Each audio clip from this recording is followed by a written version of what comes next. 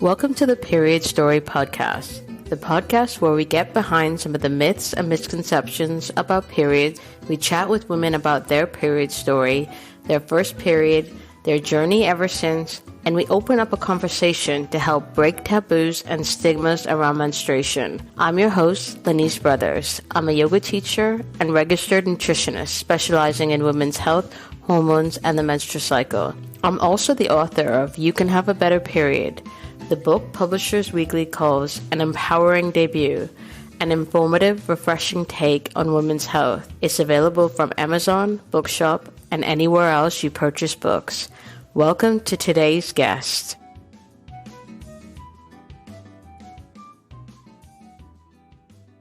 I'm so excited for you to hear my conversation with Kerrie-Anne Bradley. We had such a great time. We laughed so much during our conversation. Kerrie-Anne is a Pilates teacher, the founder of Pilates At Your Desk, and the author of the new book, Move More at Your Desk. She has generously offered a discount code for her platform, Move at Your Desk. And if you put in the code MAYDHAPPY, you will get 1 month free to try out her platform. I can't wait for you to hear the conversation. Enjoy. Tell me the story of your very first period. So it took me a while to try to remember, actually. It's funny, it's something that I wasn't at the forefront of my mind. So I was working on a fruit and veg store as a Saturday girl, and I was 14, and I'd been to sleep at my friend's house the night before. So it started on Saturday morning because I'd gone into work. And actually, I didn't know what it was or what was happening to me. And I remember just being a bit freaked out all day, working at the fruit and veg store and really worried about it. And it wasn't until I got home and I said to my mum, "Oh, this has happened." And then she was like, "Oh my goodness, you got your period." And then I just went from being like, utterly worried to utterly freaked out and embarrassed and like, "Mum, stop it, stop embarrassing me, stop." And then, so that's how it came about. So just go back to what you said about you weren't sure what was happening. So yep. You were 14, and had you had any menstrual health education at that point, or had any of your friends already got their periods? So in terms of education and teaching, I think at school, I went to an all-girls school actually, and we did have a few sessions in, I think we called it PSE at the time, but I used to think that I was like to think of myself as a bit of a rebel back then, even though I wasn't really. So I skipped the sessions on sex education and periods, which is a really rebellious thing to do. It's strange.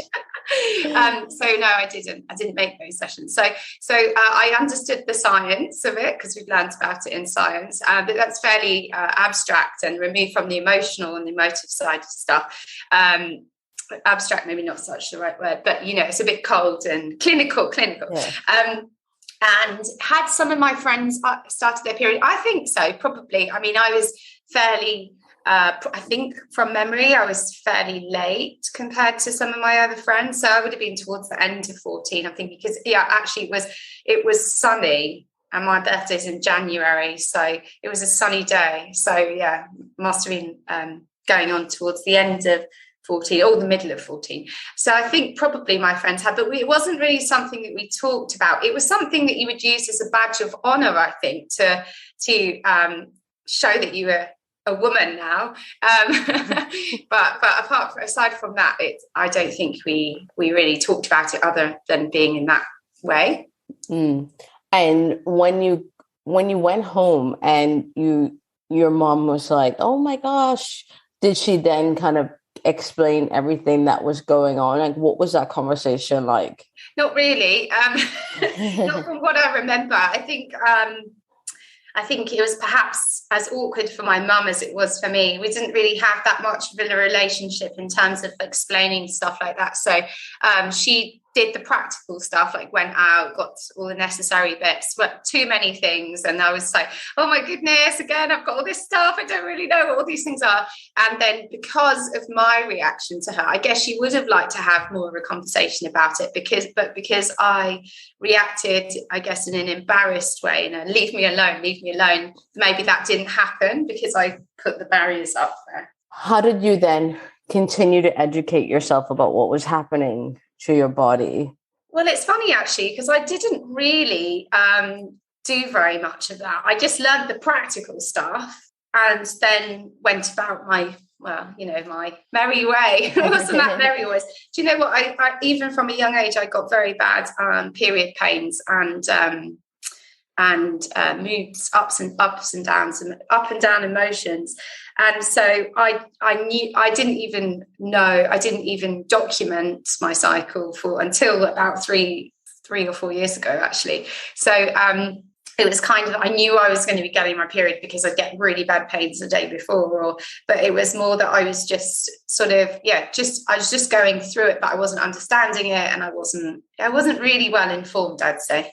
So when you say you were just going through it, was it kind of, you get these pains and these mood changes, and was it a case of just dealing with it whenever they came up? Yeah, exactly. So always trying to make sure there was stuff in the house, and then dealing with it when it came up in a really angry way. So this is an inconvenience. Oh, I've got to wear jeans, and I've got to make sure I've got all this stuff. And quite often I wouldn't remember all the stuff, and so yeah, it was dealing with it, as you say. Yeah, and so. Now, what would you say what your relationship with your period is like? Are your periods still painful? Do you still experience the mood changes? So I definitely experienced the mood changes, but I've diarised my cycle now, so I think it helps me to understand when different parts of the cycle are happening, and also to eat a bit better as well. So my friend, she's telling me you should eat lots of sweet potatoes when you're just before your period. So I do that, and it does help with the pains. Also, it depends how busy I am as well. So I've noticed that when I'm more relaxed going into just before when my period comes, then I'm less likely to have such intense pains, which I don't know if that's scientific stuff behind that. However, I've noticed that that's the way it goes. So I try to be a bit kinder to myself, and also to appreciate that, because my tendency is to go. So even just taking a bit more responsibility for that, and so not going all the time, has made a difference to that. And it also, I talk quite openly with my daughter about these things. She's 10, so we were always already having that conversation, and she's understanding as well that we can experience different moods and emotions during our cycle. And she says stuff to me like, "Is your period coming, Mummy?"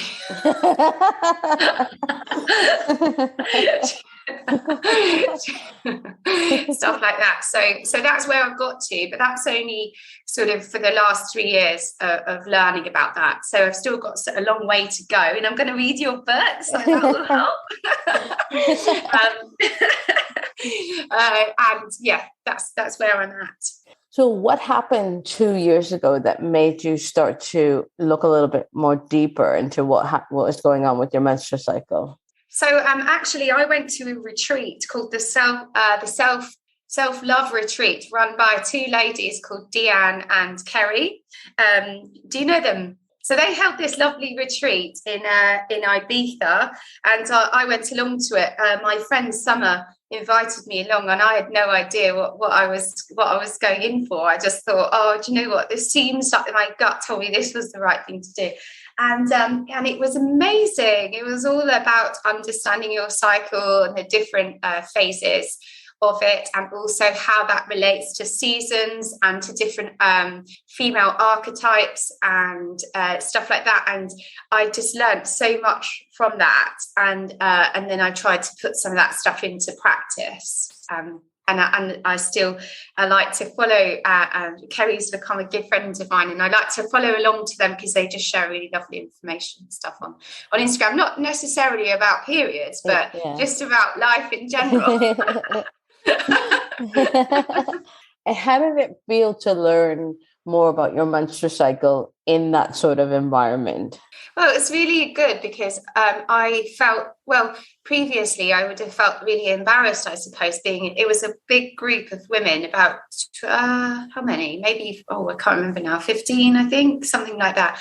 And we were sharing all this stuff and talking very openly about all manner of things to do with our lives. And I'd never, I talk openly with friends and so on, but I'd never had that kind of conversation with people I didn't know. So it was a really amazing way of normalizing talking about things that happened to you that previously I would have thought, oh gosh, I don't want to talk about that. Yeah. And were people quite openly sharing their own stories, the other women on the retreat? Mm-hmm. Yeah. Mostly, but more so about things that were going on in their lives. But what was remarkable, actually, I've just remembered, is that so I was actually not far into my cycle, which I did know because I'd known that I'd had a period like the week before, whatever. But quite a few people within that women's circle got their periods there. Oh, wow. When it wasn't time to. So we all sort of synced? What's the word? Synced. What is that word? I'm thinking harmonized, but that isn't quite the right word. Synced. Yeah. So, and it was amazing. So then there was this talk about in ancient times about how women would go to a tent together when they were going to have their bleed, and this is where the magic happened because they, very insightful and intuitive at that time, and so that was quite nice because that was a real life demonstration, or a current life demonstration of that story. Story that may well have happened. Yeah. And it's interesting when to talking about syncing, because when you read kind of mainstream papers about this phenomenon, it tends to get dismissed. But when you talk to women anecdotally about it, they will say, I was living with this house full of girls or women, and then we all synced, or your experience that you've just shared. So I do think that there's something in it, even though it gets dismissed scientifically, because so many women, they share that they've had this experience of syncing along with whoever they're on. Maybe they're on a long holiday or retreat, or living or in close contact with other women. And I think there's something really interesting and quite powerful about that.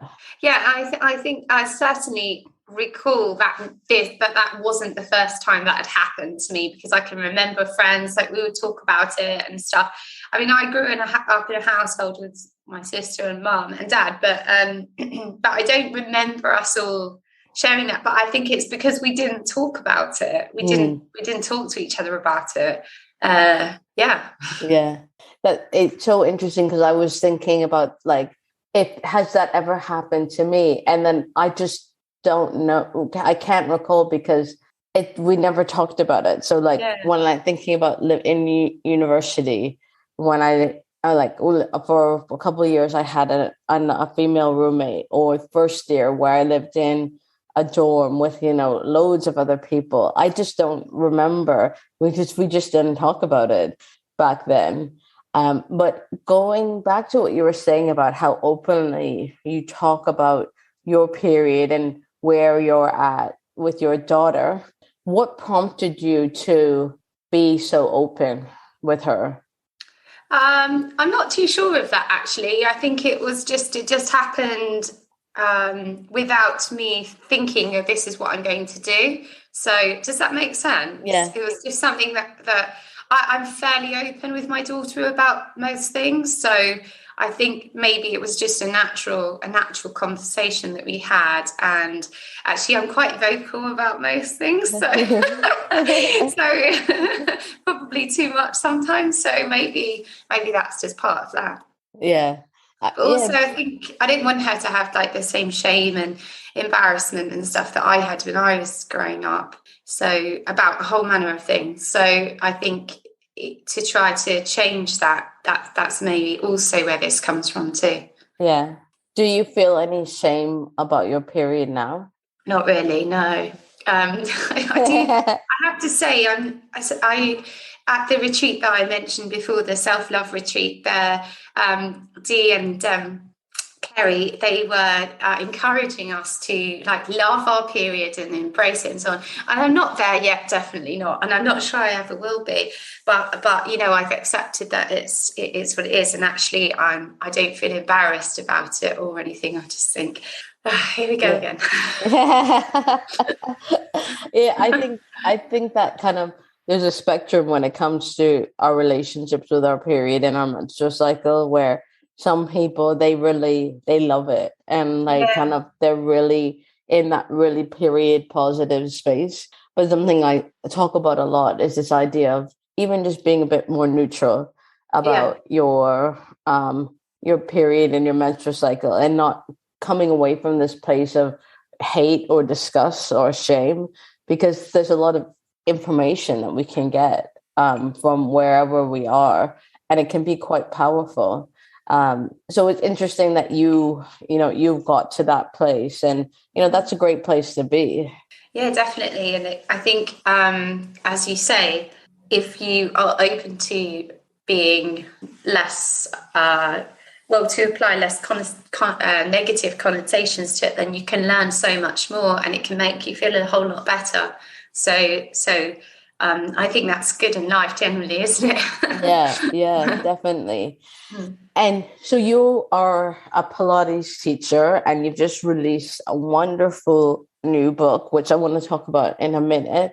But tell us a little bit more about Pilates and maybe how you incorporate your knowledge of your menstrual cycle into your own practice.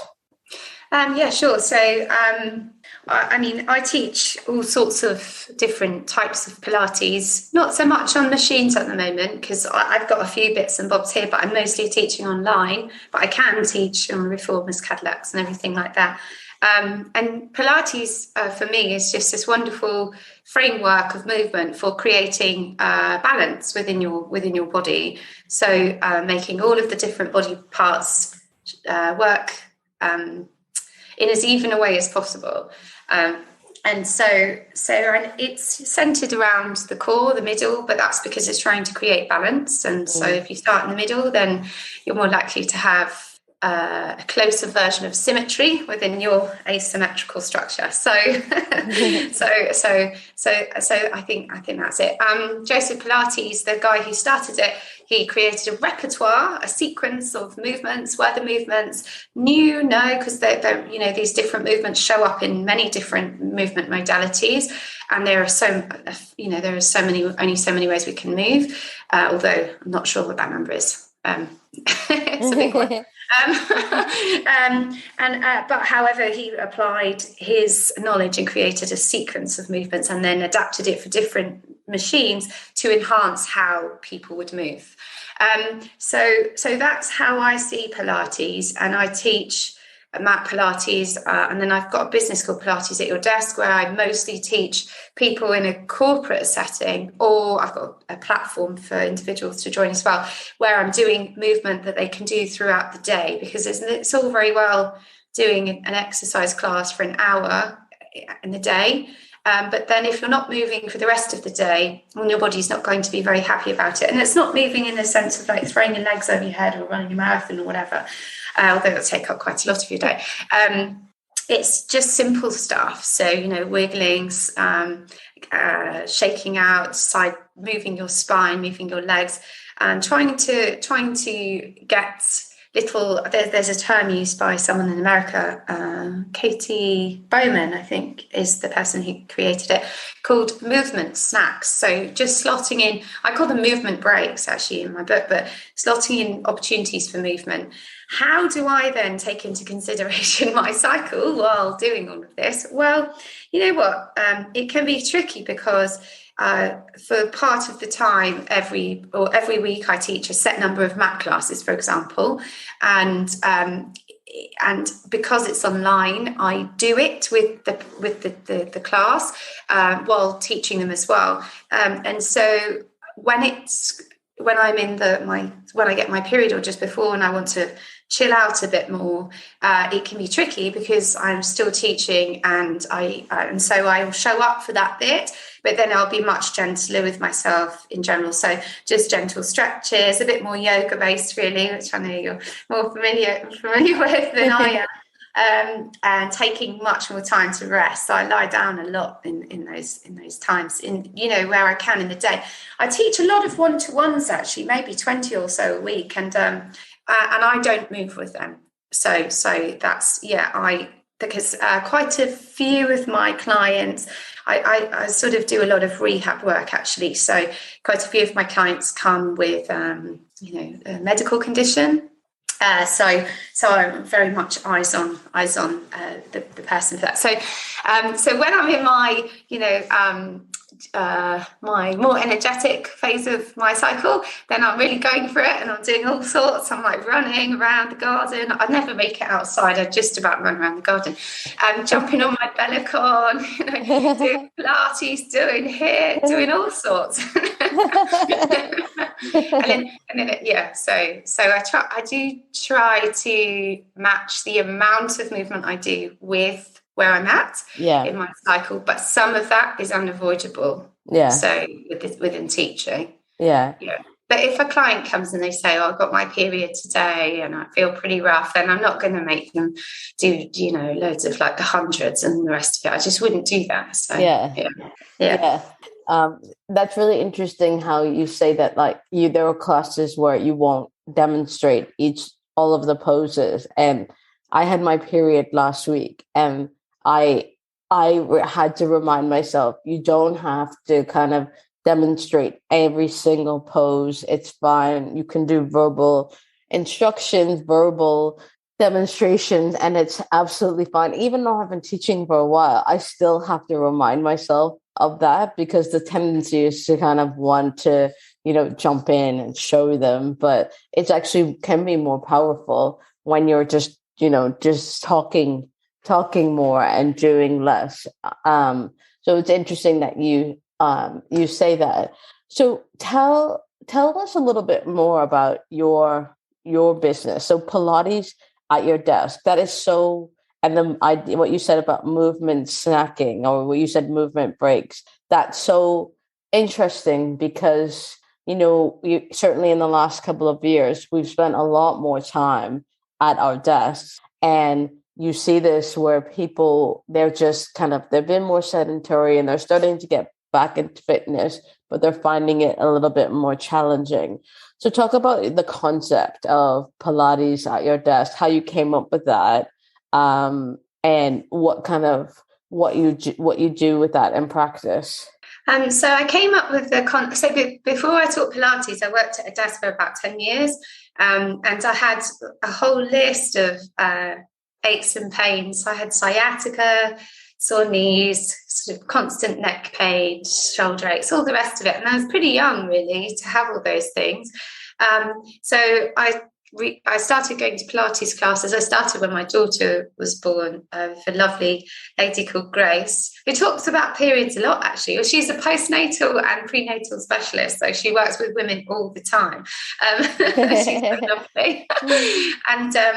And she, so I started lessons with her postnatally, and then I went back to work and started going to a studio near my work, so I had all these different pains.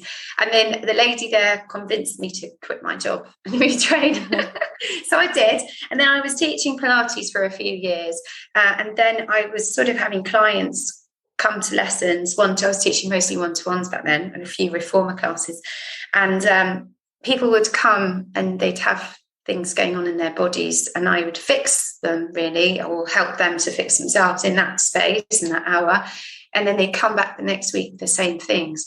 So my brain's like ticking around, okay, how are we going to fix this? What are we going to be able to do that's going to change this relationship? Because this is only a short-term solution here.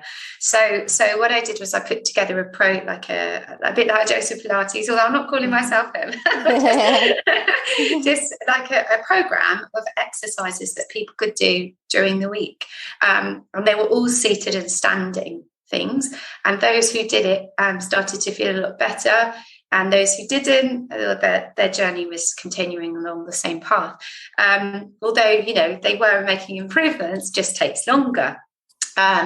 So I decided to roll this out because I figured I've got all this information and I want to share this information with people, because actually a lot of how we feel in our bodies when we're working can be easily fixed by making a few more changes, being a bit more aware about where your body is in space, changing how you position yourself over your feet when you're standing, if you stand to work, or how you sit, and so various things like that. And so then I connected with a few businesses through friends and so on, and I just went in and I trialed the workshop with them. I worked with a Japanese newspaper, a PR agency, and a finance company were my first clients, and the rest is history really. So now I've worked with hundreds of companies, been online for the last 2 years. Before, I used to run around London.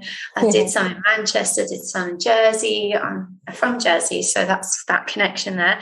And but now I'm doing it globally. And I've been lucky. I've worked with loads of the big companies, Facebook, PayPal, Google, those guys, and lots of the big law firms and accountancy. I've worked with ASOS, and I did a great thing with Camden Town Brewery, actually, where I went in and I spent a few days with them, figuring out how the different cohorts of people work. So some are at desk, but some are standing, doing distribution or packing, or the brewing bit. And then I held little one-to-ones with them all, so I could give them some bespoke exercise, and then did some workshops. And so that was a pretty cool thing. That was just before the pandemic. And so that's it really. So now I'm sort of going back into person. I've got a couple of workshops happening in New York this month, which a great teacher in New York is going to be running for me, and just trying to build it. And then I've got a platform as well, which is called Move at Your Desk. And it's just loads of on-demand videos that anybody can join. And each month I hold a workshop, which is live, and it's a postural clinic, I call it. I'm not sure that's the best name, but it's one that people understand. So this on Sunday, I did a walking and running workshop, it was very much focused on feet, with a friend of mine, Verity. She's a gait expert, and then we did the clinic. So there's all these I've done, one on hips, one on back, shoulders, the rest of it. That's a very long explanation, isn't it? No, that's great. It's always really interesting to hear, for people who have their own businesses, to hear the journey of, what prompted you to give up your job in the corporate world and then build your own business. And you're doing something really interesting where you have, so ostensibly you're a Pilates teacher, but then you've got all of your fingers in like lots of different pies, where you've got your book, which we'll talk about in a minute.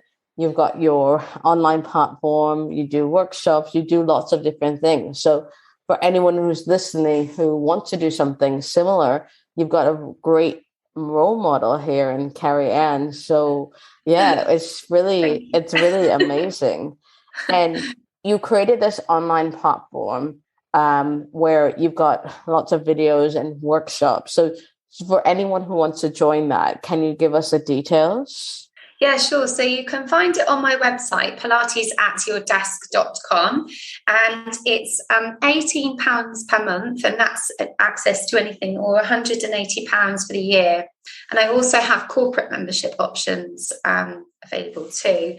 And since we're here, I'm very happy to give anyone listening to this a month's free.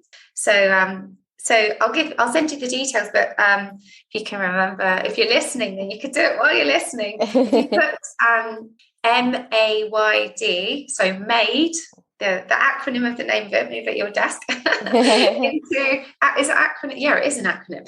Into the discount box when you're signing up, then you get the first month for free.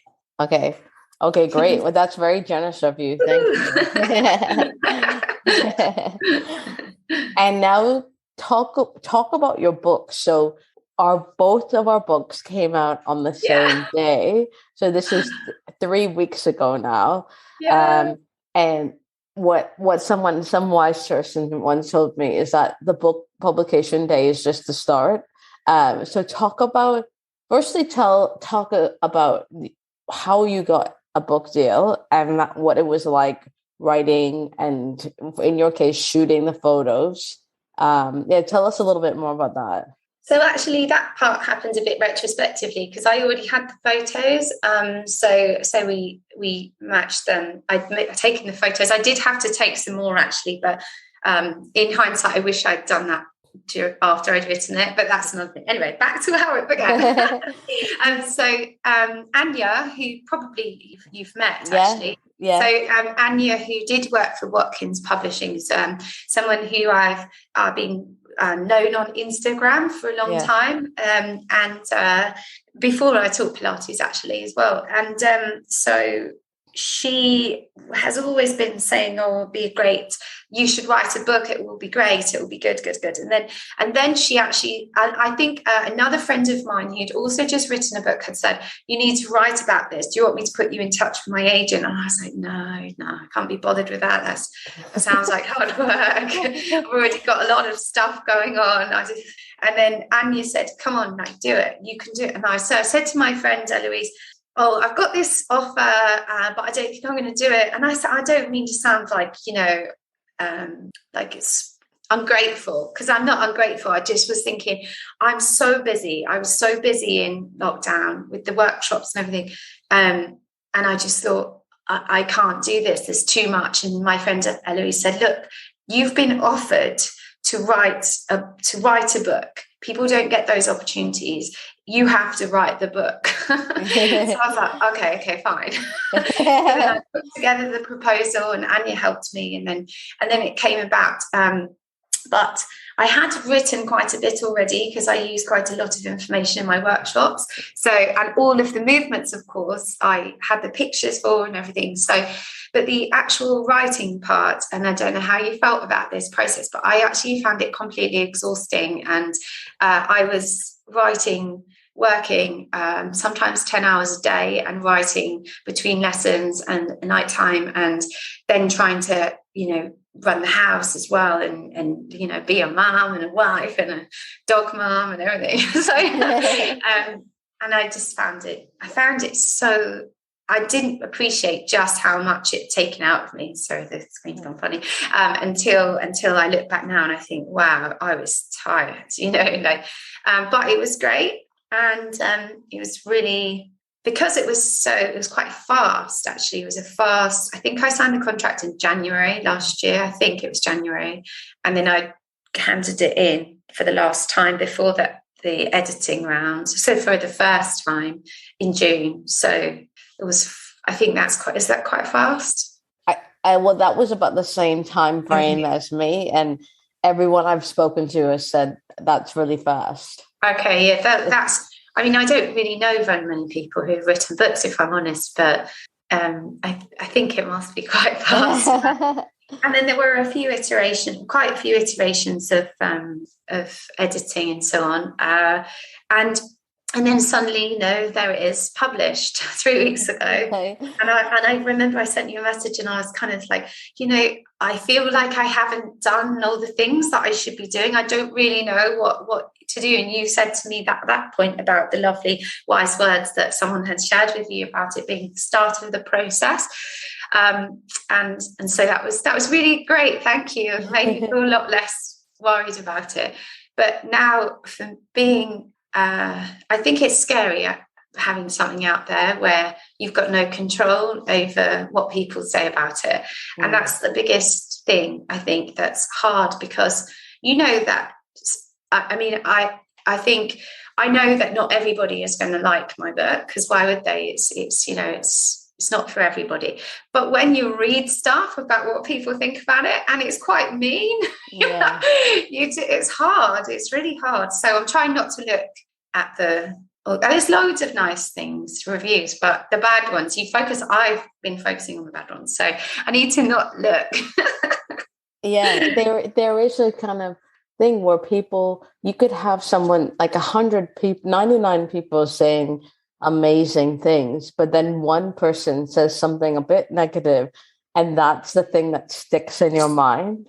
Yeah, exactly. And yeah, but that's part of the learning, I think. Yeah. And yes, it's a brave thing to do, putting your work out there. And you know, I don't know how you feel about this, but you know, if I wrote the book again today, it would be different from how it was last January. So I think that, you know, you learn so much in our professions. Yeah. As time goes on. Yeah. And so you could write it differently, you could present it differently. It's difficult to present exercise in a book because, in my mind, people do exercise by doing it rather than reading it and then doing it.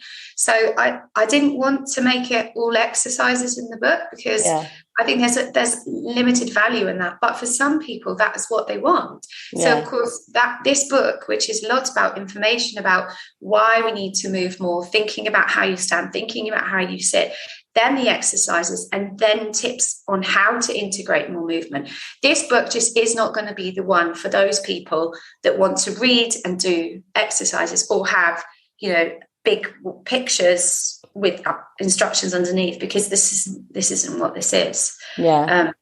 So yeah, it's really easy for people to criticize, but it's much harder for someone to actually write a book. So I think whenever you get negative reviews, or reviews that you just don't feel that happy about, you have to remember that, like, it's easy to be a critic, and it's easy to criticize what other people are doing, but what's far harder is the graft that it takes to kind of not only write something so comprehensive, but to put yourself out there. You know, what both of us do, we're both putting ourselves out there. And there's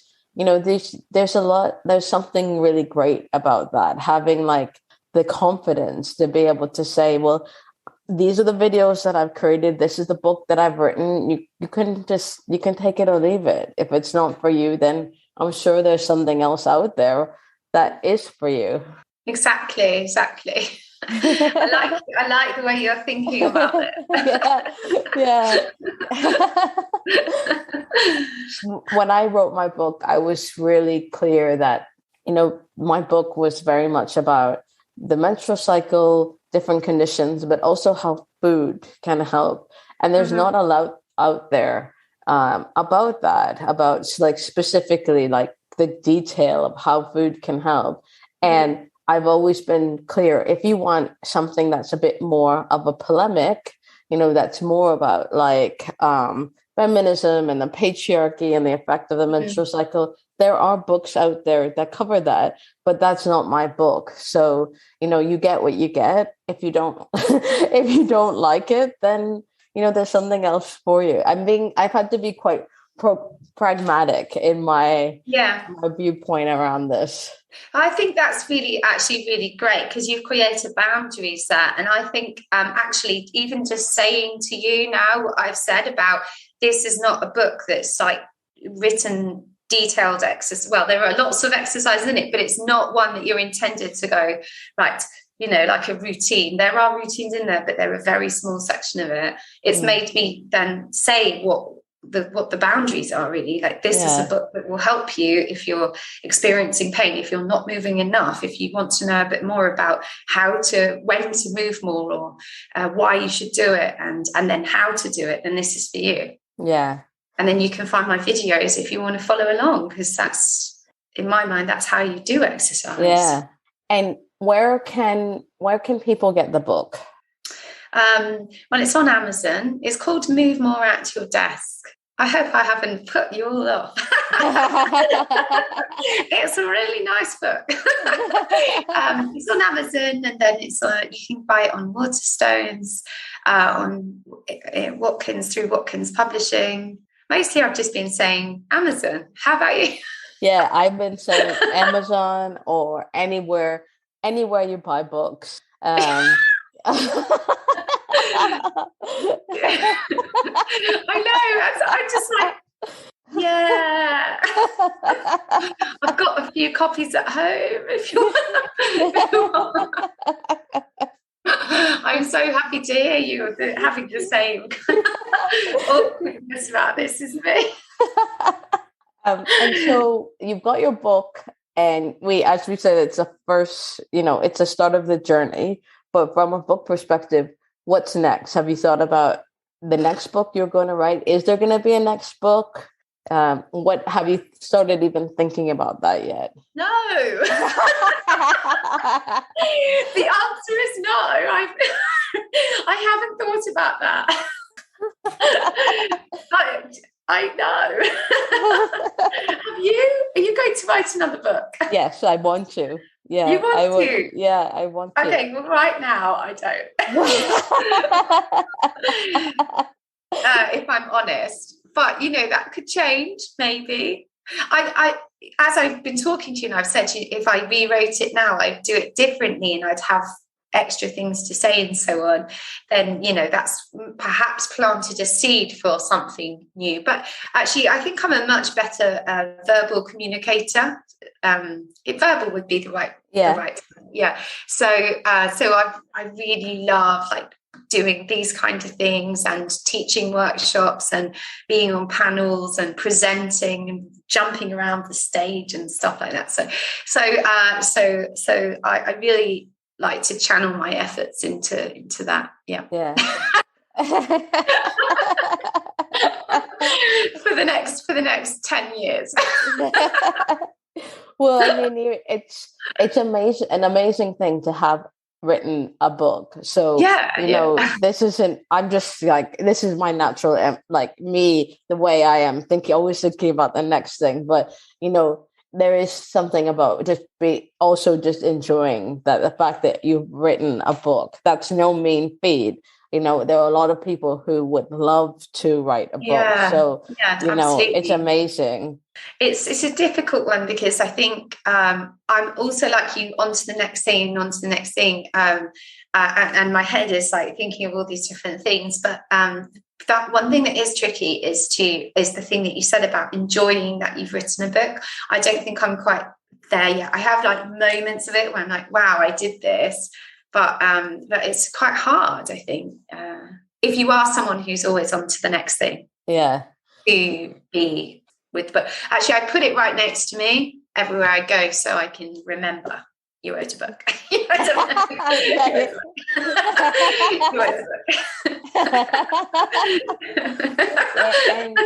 And you're on the cover of the book as well. You're on the cover of the book. I'm on the cover of the book. Yeah, I know. I mean, to be honest, I've not even taken that in, that I am actually on the cover. Yeah. It's funny, isn't it? It's funny. Yeah, it's something that, you really kind of just enjoy the moment. For more inspiring conversations, head over to periodstorypod.com, where we have so many more for you to peruse. If you want help with your menstrual or hormone health, email me on hello@eatlovemove.com to set up a free 30-minute hormone health review. If you like today's show, please don't forget to subscribe, rate, and review wherever you get your podcasts. Tag us, come say hi, and send in your requests for who you'd like to see on the show on Instagram and Twitter on @periodstorypod, or email us at hello@periodstorypod.com. I'm Lenise Brothers, and you've been listening to Period Story. Thank you so much for listening.